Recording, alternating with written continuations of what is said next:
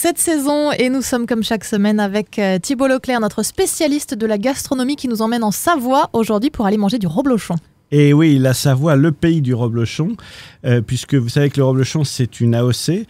C'est un fromage qui date du XIIIe, ça fait très longtemps qu'il a été découvert. Alors, d'où ça vient ce nom reblochon ?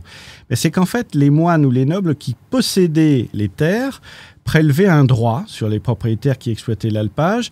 Ils venaient une fois par an, ils envoyaient un contrôleur. Le contrôleur vérifiait combien vous produisiez de lait sur les surfaces que l'on vous allouait. Et puis, c'était la production journalière qui déterminait l'impôt, en fait. Alors, ce que faisaient les paysans qui n'étaient pas bêtes du tout, c'est qu'ils pressaient un peu moins sur le pis des bêtes. Du coup, ça faisait une traite incomplète. Quand le contrôleur était parti, vous savez que la vache, il faut absolument lui vider les pieds chaque jour. Donc, ils allaient refaire une deuxième traite, d'où l'expression la rebloche, c'est-à-dire pincer les pieds de la vache une deuxième fois. C'est ça la rebloche.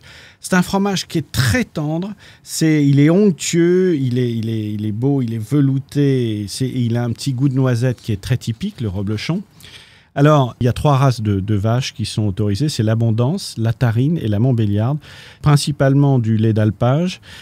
C'est un travail qui est fait à la main et 2 fois par jour, on travaille le fromage. On va l'affiner après pendant 3 semaines à 1 mois. On lui met des pastilles selon qu'il est fermier ou pas fermier. Tout ça se fait à la ferme, sauf que maintenant vous avez une partie qui est faite dans des coopératives. J'avais été en visiter une, c'était absolument passionnant. C'est du lait cru, entier. Pas de traitement chimique, on le fait cailler, on découpe le caillé après très finement. Alors dans les coopératives, ils ont le droit de le faire à la machine, mais sinon c'est fait à la main. On le moule et on enlève le petit lait, on fait un pressage, le salage, le préaffinage, l'affinage. Donc vous voyez que c'est un vrai boulot. Et puis à l'arrivée, quand vous l'avez, pareil, vous le conservez dans le bas du réfrigérateur, vous le sortez 2 heures avant, c'est la règle pour tous les fromages.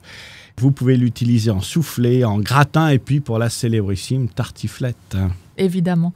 La semaine prochaine, on se retrouve, Thibault, pour parler des Mirabelles. À la semaine prochaine.